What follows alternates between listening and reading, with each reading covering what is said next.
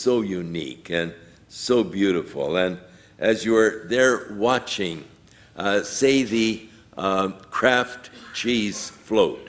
And it's a very beautiful float, and it has won special award for its theme, keeping to the theme. And as it goes by, everybody is saying, ooh, ah, that's so beautiful. And it passes on by, and here come other floats and so forth. And someone comes running up to the Colorado Boulevard. They see you sitting there in the stands, and they say, I've heard that the Kraft float this year is special. Has it gone by yet?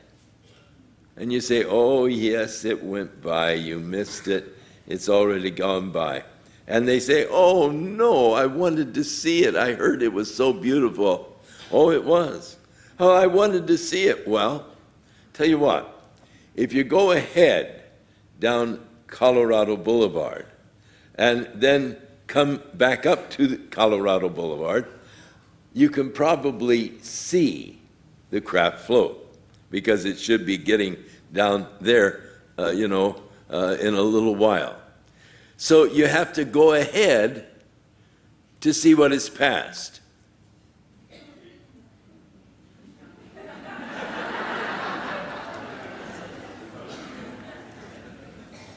And someone else comes running up and they say, oh, I understand that the grand sweepstakes was won by Southgate this year. Has that float gone by? You say, no, but according to the program, it should be here about 5 minutes from now. And they say, oh, well, I wanted to see it right now. Well, if you go back up Colorado Boulevard, then you can probably see it now. So that which is future is, you can see it by going back on the parade route. You can see, and it's one of those crazy things.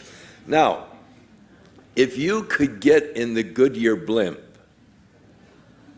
and go high above Colorado Boulevard, you could see the whole parade as it is moving down Colorado Boulevard.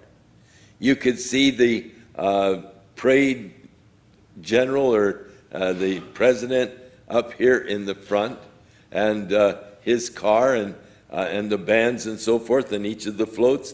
And here you could see, on the other end, you could see the street sweepers as they are cleaning up Colorado Boulevard following the parade. And you could see the whole thing at once as it is moving down Colorado Boulevard, because you're extended up here high enough that you can see the whole thing at once. Now, God is way up here, and he can see the whole scene at once. He can see Adam eating the forbidden fruit in the garden. And he can see Jesus coming again with his church. And he can see the whole picture in one view from his perspective.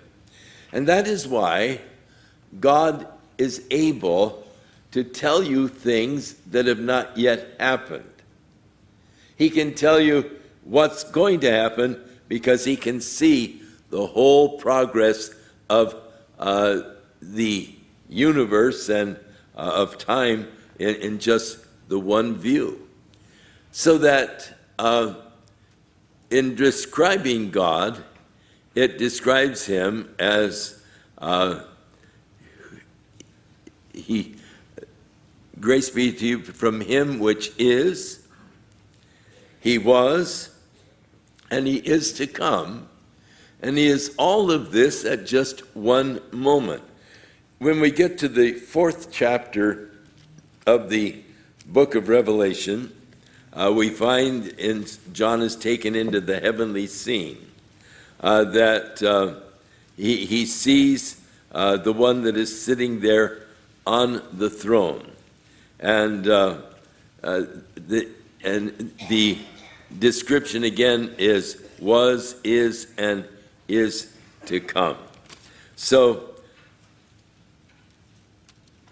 then he declares, and the seven spirits which are before the throne of God, and here that number 7 again comes up. We know that there is one Holy Spirit, but there is a sevenfold or the complete ministry of the Holy Spirit. And going back to Isaiah chapter 11, as he speaks of the Holy Spirit and the complete work, or the sevenfold work of the Holy Spirit, there in the 11th chapter, verse 2 of the book of Isaiah. And the Spirit of the Lord shall rest upon him, talking of Jesus, the Spirit of wisdom, understanding, counsel, might, Spirit of knowledge, and the fear of the Lord. So the complete work of the Holy Spirit, and thus referred to as the seven spirits, or the complete working of the Spirit. And from Jesus Christ, so the Trinity, the Father who was, who is to come, the seven spirits, and from Jesus Christ, who is the faithful witness. Jesus is a faithful witness of the Father. Such a faithful witness of the Father that if you have seen Jesus, you have actually seen the Father. It's sort of like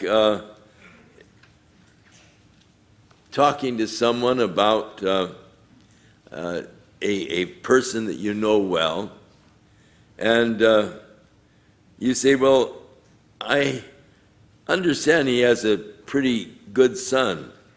And you say, oh, yes, if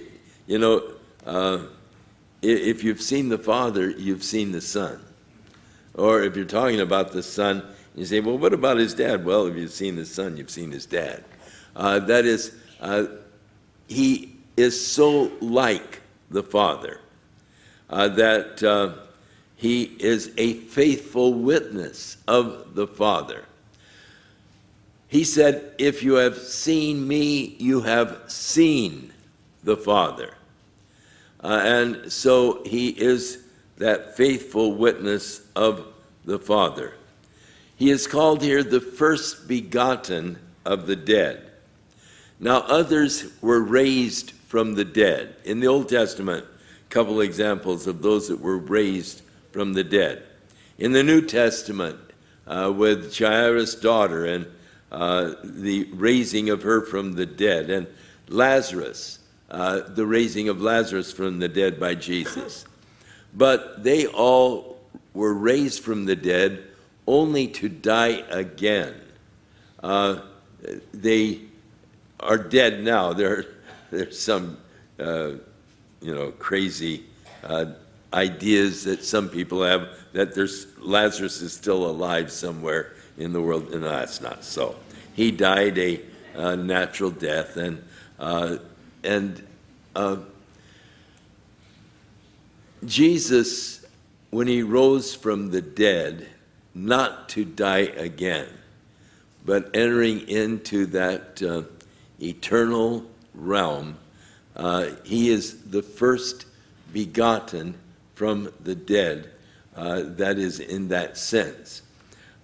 When he did rise from the dead, he did lead those who had believed in his coming before he came. He led them from their captivity, and he gave gifts unto men. One of the prophecies concerning Jesus in Isaiah is that he would open the prison doors to those that were bound. You see, prior to the death of Jesus, it wasn't possible for man to enter into heaven. The blood of bulls and goats could not take away sin. They could demonstrate the faith of the believer as he looked forward to the sacrifice of Jesus Christ that would take away sins. And so they were all